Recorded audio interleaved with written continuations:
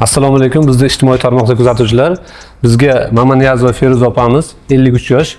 10 kun oldin ikkala tizza bo'g'imida og'riq, harakat chegaralanishi, yurishga qiynalish bilan murojaat qilib kelganlar.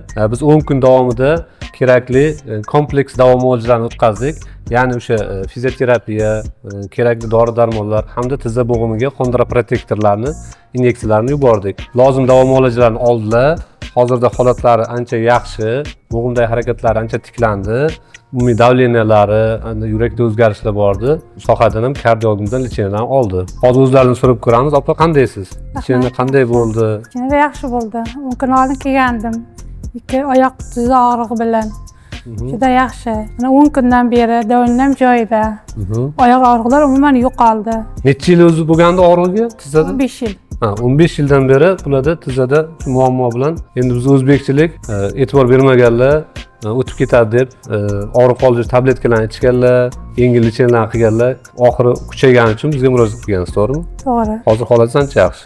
Ancha yaxshi. Rahmat mana shu yerdagi xodimlar hammasiga. Ishiga rivoj.